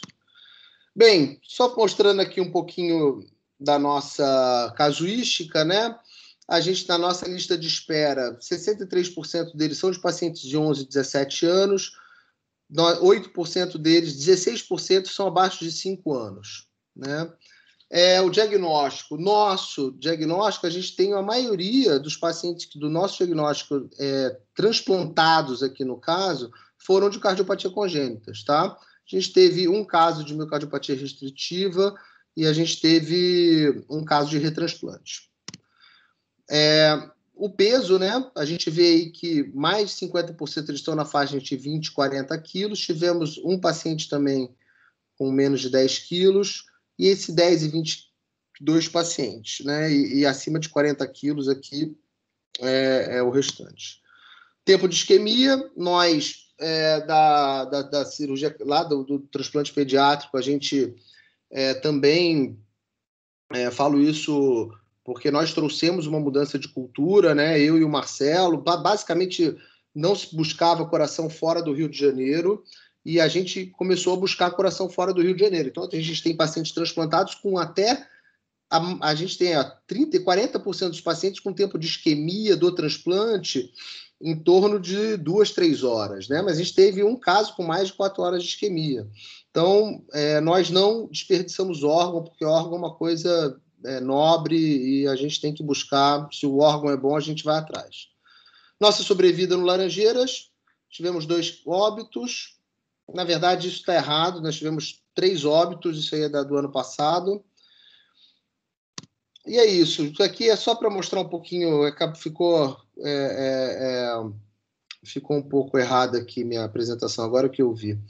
Mas era para mostrar que, diferente dos adultos, né, as crianças aqui colocam ventrículo artificial, né, ou dispositivos de assistência circulatória, geralmente quando eles estão mais graves, né, diferente dos adultos. Os adultos estão em rosa, em azulzinho estão as crianças. Os adultos colocam mais o 3/4, a gente coloca quando o paciente está declinando, né? Isso aqui, tipos de VAD, nossa sobrevida em circulação, em assistência circulatória, atualmente, hoje, pelo PEDMAX, não é ruim, né? E, obviamente, dependendo do tipo de implante, a gente tem sobrevidas diferentes, idade também, implante de assistência circulação de ventrículo artificial em pacientes abaixo de 1 ano é quase uma contraindicação, muito difícil o manejo desse tipo de paciente. Essa faixa etária aqui, de 1 a 6 e 6 a 12, talvez seja a faixa etária que a gente tem que investir mais, porque são pacientes que ficam na lista de espera e muitas vezes a gente não tem outra terapia para oferecer, a não ser aguardar o transplante, né? Também a situação clínica, né? Ou seja, o paciente que é colocado em choque cardiogênico num dispositivo de assistência circulatória, ele morre mais rápido do que um paciente que está estável e inotrópico. Então, a mensagem se antecipe aos problemas. Não espere o doente ficar extremamente grave, né, para você poder indicar ou encaminhar para o paciente ao transplante. O paciente ao transplante ele tem que ser indicado precocemente, porque uma vez que ele deteriora, que ele interna, ele geralmente piora muito rápido. Tá, então aqui é só mostrando que as complicações neurológicas ainda são importantes, né, em torno de 30% no uso de assistência circulatória. Esse aqui é uma pacientezinha só para mostrar que tudo isso é possível, né, uma menininha de 3 anos, miocardiopatia dilatada, usando Berlin-Heart, estubada, bonitinha, foi colocado Berlin-Heart nela porque ela estava fechando o balanço hídrico muito positivo e estava irresponsiva a diuréticos, e ela aguardou o transplante assim, bem, né, comendo. Depois do Berlim, ela começou a ganhar peso e foi para o transplante em muito melhores condições. Bem, para terminar, mostrando que a nossa sobrevida para transplante mundial, né, ela é muito boa, né? A gente tem aí, para pacientes, a gente está falando de basicamente 14 mil transplantes feitos no mundo. A gente tem que, no geral, né, vamos dizer assim, a gente tem uma mediana de sobrevida em torno de 17 anos, ou seja, pelo menos 50% dos transplantados pediátricos sobrevivem pelo menos 17 anos. Isso é muito bom comparado às outras terapias que nós temos para insuficiência cardíaca. Ainda o transplante cardíaco é considerada a melhor terapia para a doença cardíaca terminal. Então eu termino. Gostaria de agradecer o convite e desculpa por ter passado um pouquinho da hora. Muito obrigada, doutora Alexandre. Excelente aula, muito boa. Realmente, eu tenho algumas perguntas, mas eu vou deixar para o final. Vamos dar o segmento, então, agora. Vamos chamar agora o doutor Marcelo Gomide, né, que vai falar sobre a captação, logística e a cirurgia do transplante. Muito obrigada, doutor Marcelo. Pode começar e depois eu faço os pedidos. Vocês estão vendo a minha tela inteira? Não, não estamos vendo, Marcelo. Não estamos. Espera aí. Agora foi. Pronto, sim. Está inteira? Foi. Não, ainda não. Não, ainda não. O senhor abriu... não foi. Abre como eu expliquei para o senhor antes, doutor. Como área de trabalho. Descompartilha e abre de novo. Só um minutinho.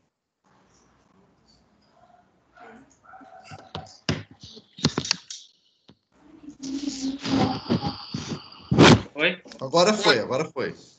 Tá ótimo. Tá. Em primeiro lugar, queria agradecer a Sopesp pelo convite, me sinto lisonjeado. Agradecer especialmente a Thalita pela iniciativa de nos reunir aqui e tentar passar a nossa experiência para os pediatras e para todo mundo que está interessado no assunto. Eu vou começar falando um pouquinho, eu sempre gosto de apresentar esse slide, para mostrar que... vocês estão vendo meu cursor? Não, né? Alô? Dá para ver sim, Marcelo. Dá para ver sim. Tá, eu que não estou vendo. Desculpa, deixa eu só voltar aqui. Eu não estou vendo meu cursor. Bom, enfim. Eu gosto de apresentar esse slide para mostrar a prevalência das doenças, das cardiopatias congênitas, né? Que, na verdade, a gente sabe o número de pacientes nascidos vivos e a relação que existe entre os pacientes com cardiopatia congênita, que é mais ou menos em torno de 1%, né? 6 a 8 por cada 1.000 nascidos vivos. Esse número ele é constante, mas a terapêutica está cada vez melhorando. E em 2012, a gente tinha uma prevalência de cardiopatias congênitas em pacientes adultos, em torno de 5% no consultório dos cardiologistas, e é estimado que em 2030 em torno de 11% do consultório dos cardiologistas de adultos vão ser pacientes com cardiopatias congênitas, sendo que uma porcentagem desses pacientes acima de 60 anos. Por que eu estou falando isso? Não estou falando para cardiologistas, mas esses pacientes, invariavelmente, eles vão aumentar em volume também para o pediatra, porque essas crianças estão sendo operadas mais precocemente e estão sobrevivendo. E o que acontece, basicamente, é isso. Essas crianças sofrem 1, 2, 3, 4 procedimentos, 5 procedimentos cirúrgicos, e muito desses procedimentos e a evolução natural dessas crianças é o transplante por causa da insuficiência cardíaca. Esse é o cartaz do filme A Ponte do Rio Kwai. Eu acho que muita gente conhece por causa da Ponte do Rio que Cai, né? Aquele quadro do Faustão. E, na verdade, esse filme ele fala sobre um grupo de prisioneiros aliados, né, no Japão, que, na verdade, estavam na Tailândia, mas aprisionados pelos japoneses, e que tem que construir uma ponte para atravessar o Rio Kwai, que os japoneses utilizariam para invadir a Índia. E um dos oficiais, no caso, que é o Alec Guinness, ele tenta usar essa construção da ponte para poder melhorar o ambiente, melhorar o astral das pessoas, se sentirem úteis, porque eles estão presos e estão vivendo uma miséria.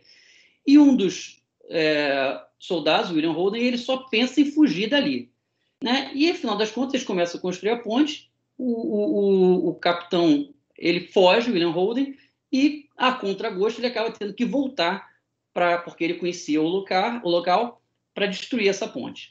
Por que eu estou falando isso? Porque teve um programa, né, um documentário numa emissora americana que fala justamente sobre o seguinte cenário numa criança que foi transplantada.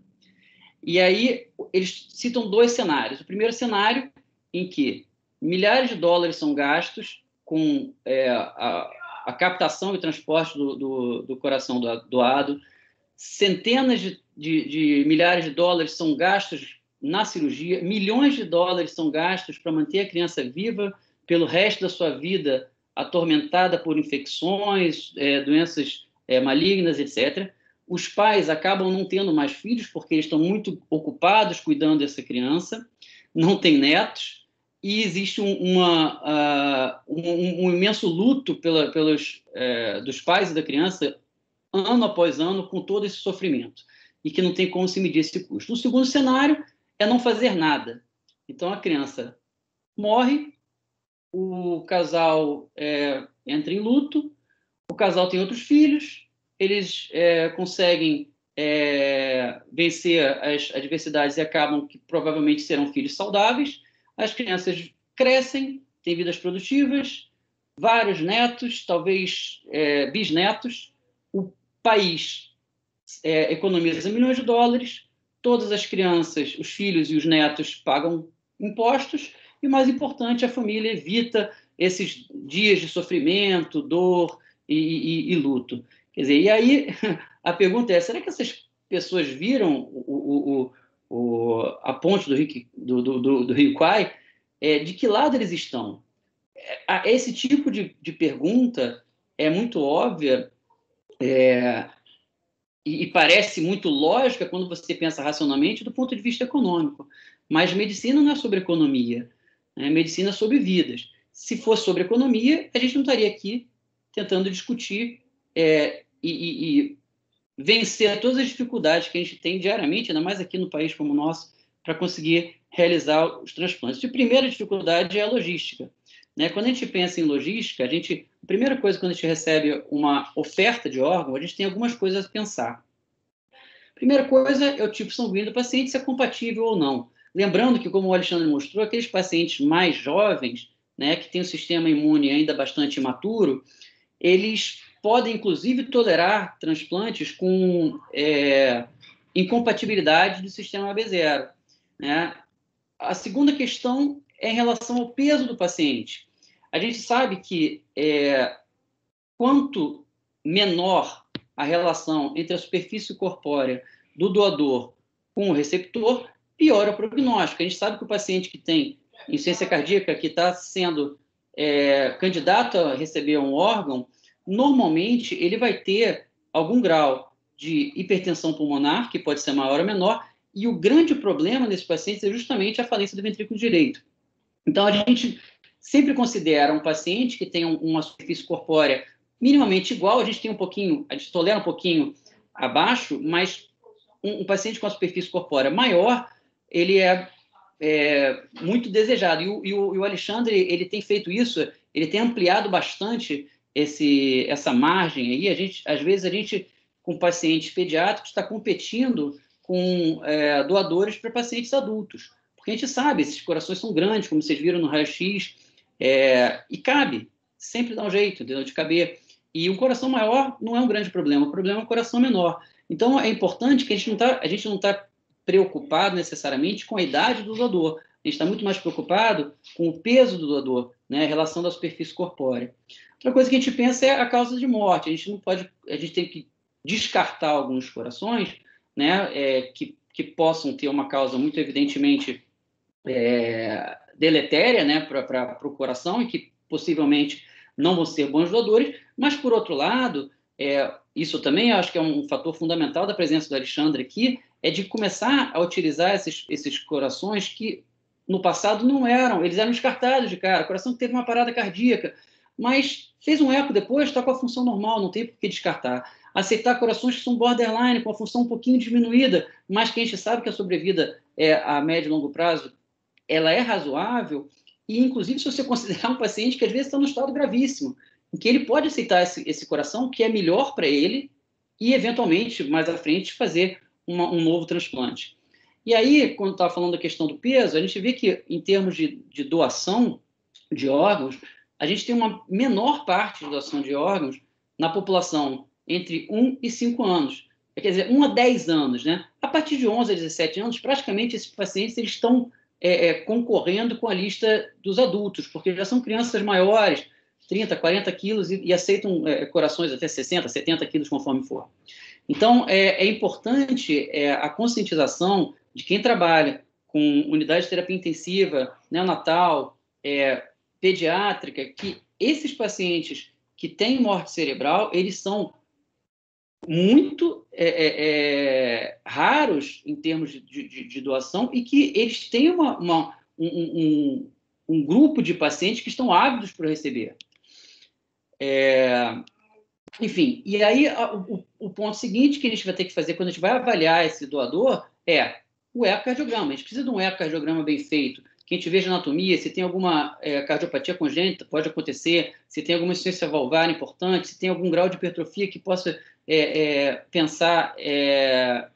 fazer pensar em alguma outra cardiopatia, se tem infecção, se tem alguma anormalidade contrátil de alguma das paredes, podendo denotar algum grau de isquemia, tá?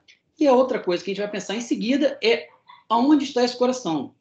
A que distância esse coração está do nosso receptor. Então, a gente falando especificamente aqui do Instituto Nacional de Cardiologia, a gente está em Laranjeiras, né, no Rio de Janeiro, relativamente próximo do aeroporto Santos Dumont, muito próximo do Palácio Guanabara, que é a sede do governo do Rio, onde tem o heliporto. Então, a gente, através de alguns acordos com a FAB, com os bombeiros, com a Polícia Militar do Estado do Rio de Janeiro e através das centrais de transplante de outros estados, eles conseguem ampliar essa distância. Tá? Então, a gente sabe que, idealmente, o tempo de isquemia, o que é o tempo de isquemia? O tempo entre você clampear a aorta lá no doador, em que esse coração ele deixa de receber oxigênio, a gente faz uma solução de preservação de órgãos, coloca esse coração em gelo, traz o coração a uma temperatura aproximadamente de 4 graus, tira ele desse gelo, faz as anastomoses e abre a pinça da aorta, voltando a circular sangue pelas coronárias. Esse tempo entre o pinçamento da aorta no doador e o despinçamento da aorta no receptor é considerado o tempo de isquemia, que é o tempo que o coração fica sem oxigênio. Tá? Idealmente, esse tempo tem que ser menor do que 4 horas, e como o Alexandre mostrou muito bem, a gente teve só um paciente que passou de 4 horas, e mesmo assim foi 4 horas e um pouquinho, não foram 6 horas, ou mais de 6 horas.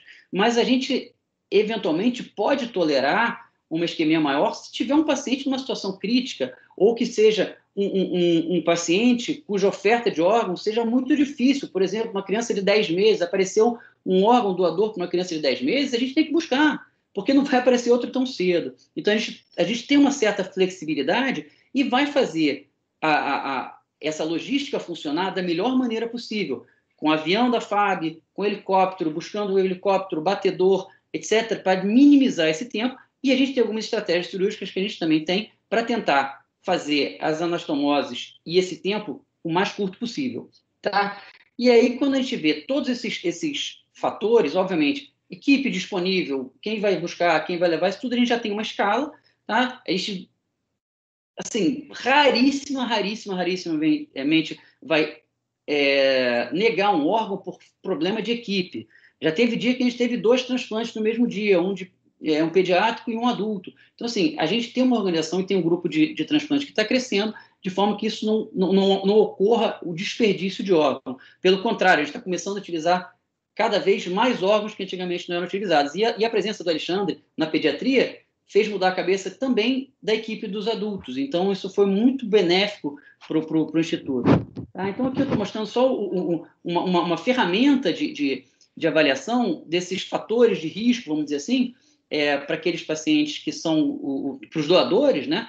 Então, você, no geral, você vai avaliar esse grau previsto de mortalidade desses pacientes, né, segundo um risco baixo, médio ou alto, e você vai pensar nesse paciente com todo o contexto, se vale ou não a pena você ir buscar esse coração perto ou longe.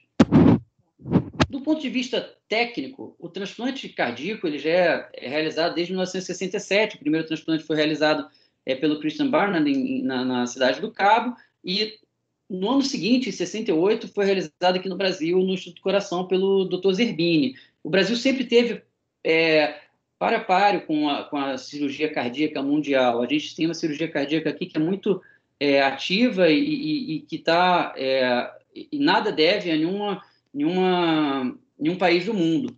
Tá? Esse slide de cima ele mostra o transplante como originalmente era feito, com as anastomoses dos 2 átrios, átrio direito e átrio esquerdo, mas na prática, hoje em dia, o que a gente faz é o transplante ortotópico bicaval.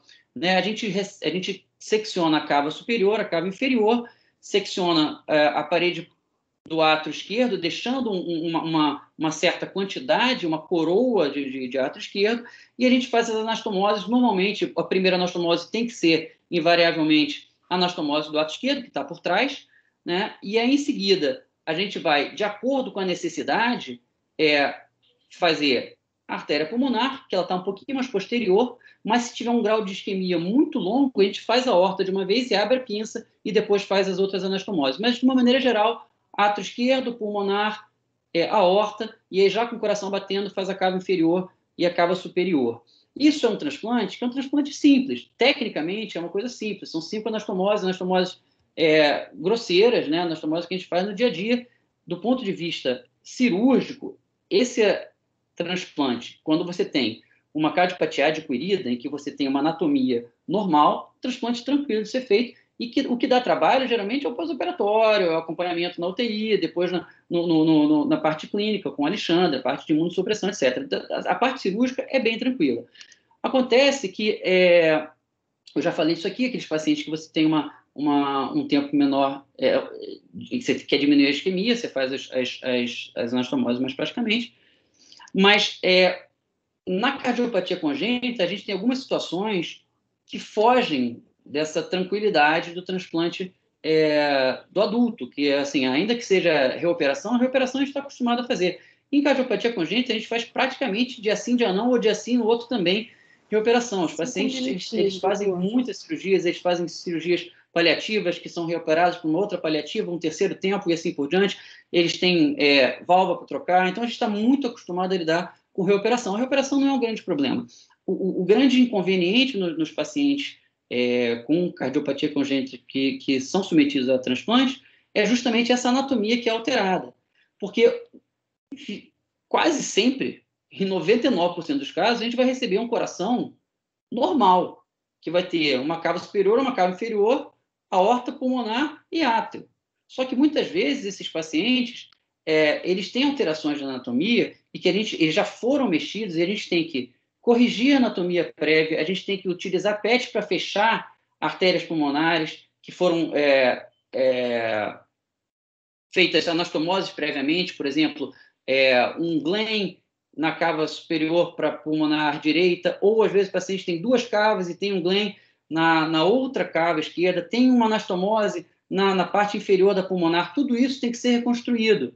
Tá? Então, assim, às vezes você tem um paciente com uma veia cava superior esquerda. O que a gente faz normalmente quando vai fazer a captação do enxerto, a gente avisa para a equipe que vai fazer a captação, olha, traz bastante aorta. E a gente, habitualmente, agora o que a gente tem feito trazer a aorta até a aorta descendente, porque a aorta descendente, ela não vai ser utilizada na anastomose, mas a gente pode usar como PET para fechar para ampliar alguma anastomose ou para fechar algum orifício que tem que ser fechado.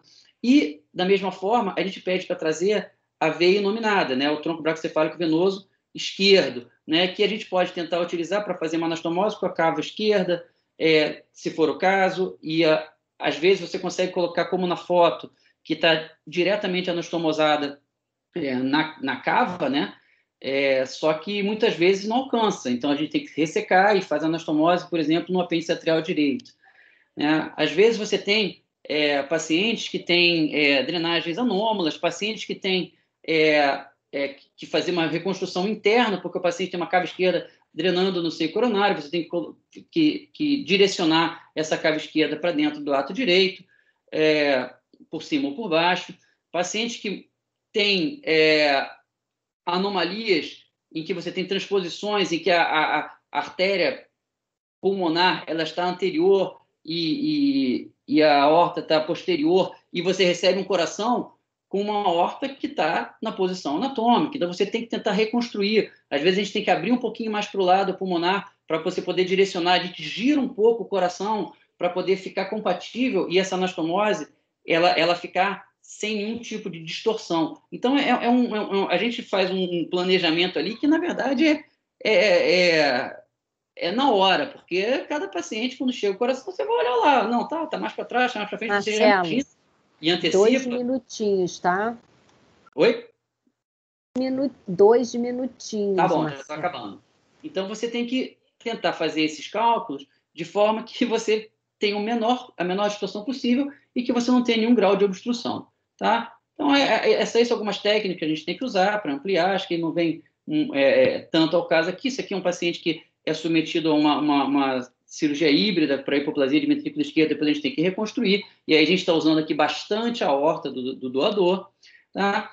E os resultados, eu acho que o Alexandre já falou, né, mas eu só queria enfatizar, são dados um pouquinho antigos, mas na verdade a configuração do gráfico é a mesma, só para mostrar que o resultado dos pacientes que são submetidos ao transplante por doenças adquiridas não congênitas, né, a sobrevida ela é muito maior do que aqueles pacientes que são submetidos ao transplante por cardiopatia congênita. E se você considerar, dentro dos pacientes com cardiopatias congênitas, aqueles pacientes que estão que têm uma fisiologia univentricular já no estágio de Fontan, a sobrevida é ainda menor. Então, assim, o paciente com ventrículo único, ele tem uma sobrevida pior, mesmo após o transplante. Tá? E aí, isso aqui, na verdade, é uma continuação. A gente sabe que o transplante, hoje em dia, indicando mais precocemente no Fontan, também tem um resultado melhor.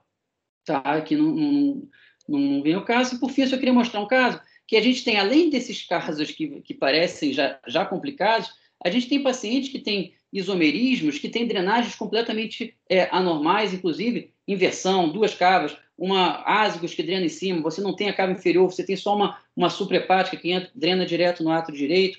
E a gente teve um caso aqui que até foi um achado cirúrgico, porque era um caso muito difícil de avaliar o eco, e quando a gente foi fazer a cirurgia, o paciente, além de ter duas cavas, ele tinha uma cava inferior e tinha uma suprahepática que drenava separadamente. Então, a gente tinha um doador de órgãos que chegou com uma cava superior, uma cava inferior, a gente tinha que anastomosar com 2 cavas superiores, uma cava inferior e uma suprahepática. Qual a solução que a gente conseguiu? Foi, a gente colocou um tubo conectando essa suprahepática com a cava superior esquerda e essas duas drenando no apêndice atrial direito. Esse aqui é um esquema que o Dr. Mansur, que foi nosso residente, ele está fazendo especialização agora que ele fez, ele é um artista, né?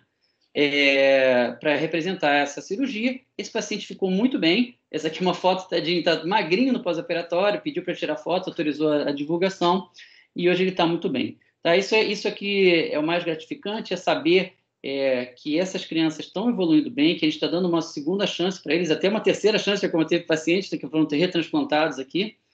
E, enfim, acho que quando a gente fala aquela questão do documentário e a pergunta o que a gente fazer, acho que não tem muita dúvida, né?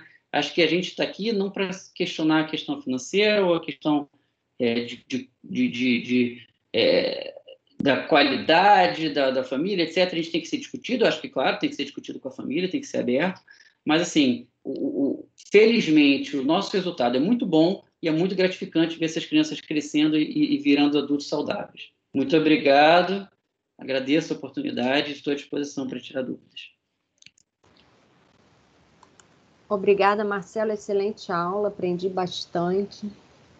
Eu queria perguntar para você, a gente não tem muito tempo para pergunta, a proveniência dos doadores, vocês recebem doadores do Rio de Janeiro, mas da onde?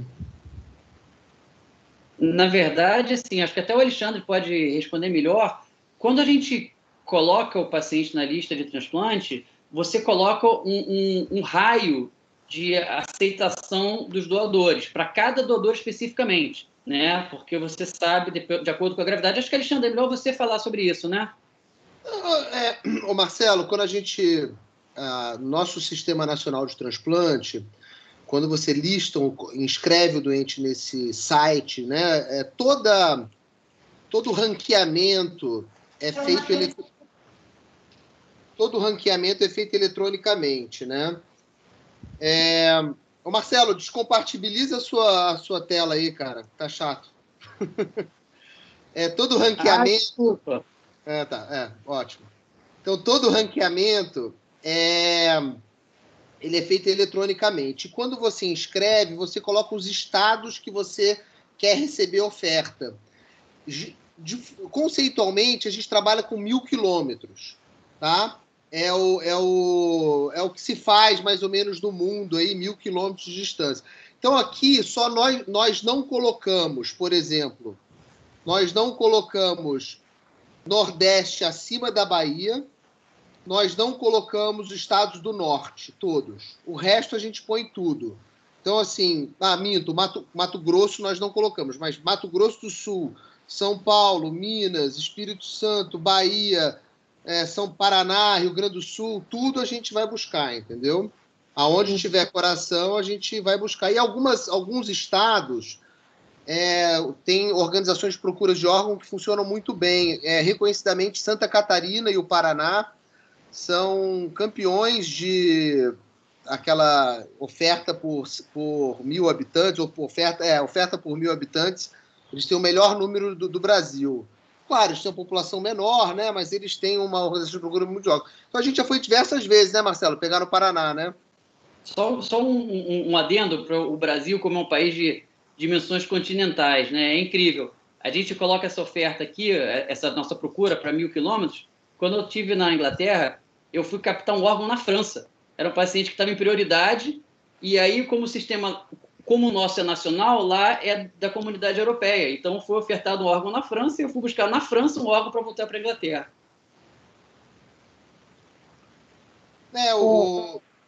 O Alexandre, deixa eu te perguntar uma outra coisa. E quanto tempo esses priorizados geralmente ficam esperando para receber um órgão? Quanto, em média, qual o tempo médio que vocês têm de espera? Aqui no Laranjeiras, o nosso tempo médio do priorizado que consegue o transplante, né, é por volta de 4, 6 semanas. Tá? Nós temos priorizados que conseguiram em 3 dias, né, como o caso do retransplante, E temos priorizados que conseguem com quase 2 meses, né? Estão lá dependentes de drogas e conseguem um órgão. O tempo nosso de espera para um órgão médio, tempo médio de todos os transplantes, esse número eu sei, são 3 meses. Tempo médio.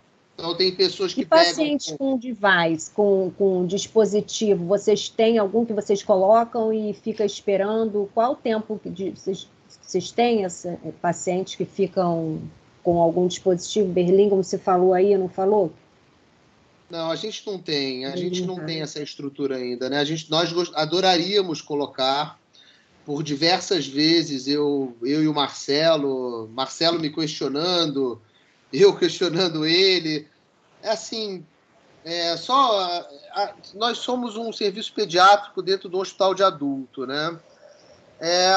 As políticas dentro do hospital não são muito direcionadas às crianças. Claro que eles têm toda uma gerência da parte pediátrica, né? No hospital nos apoia em muito, né? Não tenho nada a dizer. Mas, de uma forma geral, você não tem, por exemplo, dispositivos de assistência circulatória para crianças pequenas. A gente tem o de adulto, né?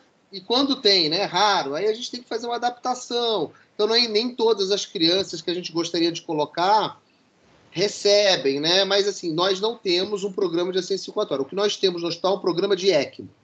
Né, Marcelo? Isso. Isso é uma pena, né? Porque isso poderia aumentar o tempo, né, de espera do paciente, né?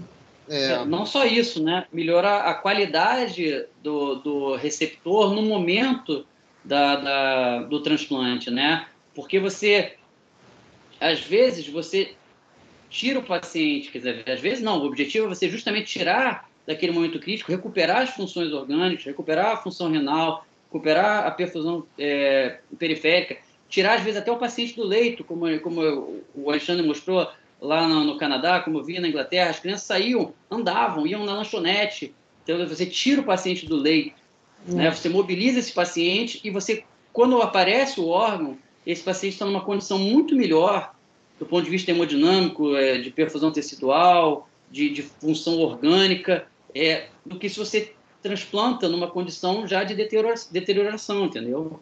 Então, assim, na verdade, um programa de transplante cardíaco, necessariamente ele deve vir acompanhado de um programa de assistência circulatória, né, em que deveriam estar os devices, né, os dispositivos de assistência ventricular incluídos, mas que são muito caros, é difícil, existe um projeto que já foi levado ao governo, mas assim, é tudo muito difícil, né, é muito caro, né, e infelizmente o orçamento ele é limitado, então acaba tendo que fazer uma escolha, né.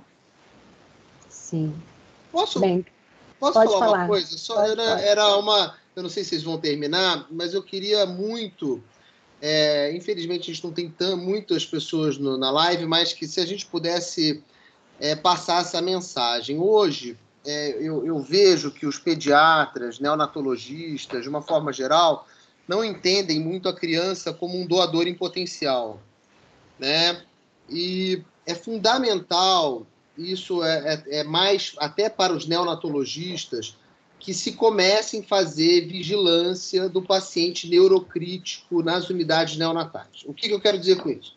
Quero dizer o seguinte, que a gente tem uma série de anoxiados graves distribuídos aí nessas unidades neonatais e que eles não são avaliados para critérios de morte encefálicas, porque ninguém pensa que eles possam ser doadores.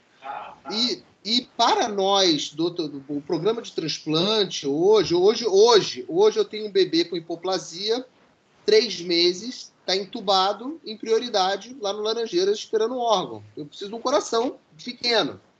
Eu tenho... então, assim, e a gente tem hoje em dia, tirando... O transplante não é a melhor estratégia para hipoplasia. A melhor estratégia para hipoplasia é você ter um serviço cirúrgico bom que opere e faça NOROD e que depois lá na frente faça transplante.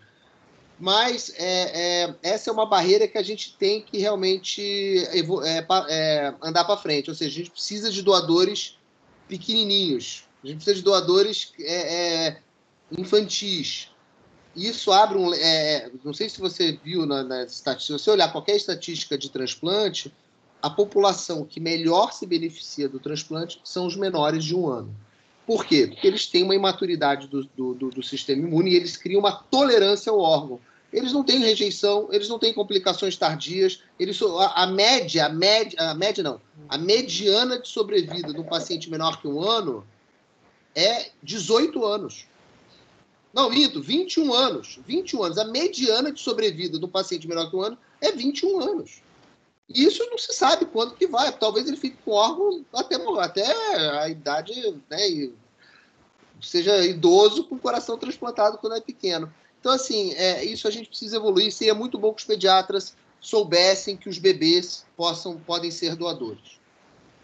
Isso é muito importante. Eu acho que eu queria parabenizar vocês, né, do Instituto de Laranjeiras, que tem essa iniciativa de fazer o transplante pediátrico, né, que no Brasil tem poucos centros, né, se não me engano, São Paulo, Rio Grande do Sul e Belo Horizonte. Agora a gente aqui aumentou, você falou para a gente que foi 7 por ano, poxa, isso já é um avanço, né? 7 transplantes ano, isso já é uma coisa muito importante. Eu queria parabenizar vocês.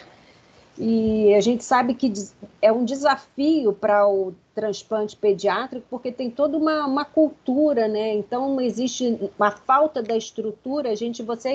Nós médicos, e principalmente vocês, são reféns da falta de estrutura do sistema de saúde, né? Da falta de notificação, e da falta de doadores, né, e da falta de consciência realmente também dos próprios profissionais. Então, acho que gostaria de deixar como mensagem final para nossa discussão é que a gente possa multiplicar cada vez mais essa questão do transplante pediátrico, né, porque o tamanho do órgão faz diferença. Como o Gomide falou, quer dizer, as crianças maiores recebem os órgãos dos adultos, mas isso não é uma verdade para as crianças pequenas. Então, acho que a gente, como pediatra, a gente tem essa responsabilidade de ser um multiplicador e falar isso mais na SOPERJ, mais nos comitês, e para os nossos pacientes da importância realmente de ser um doador. E, na medida do possível, a gente tentar,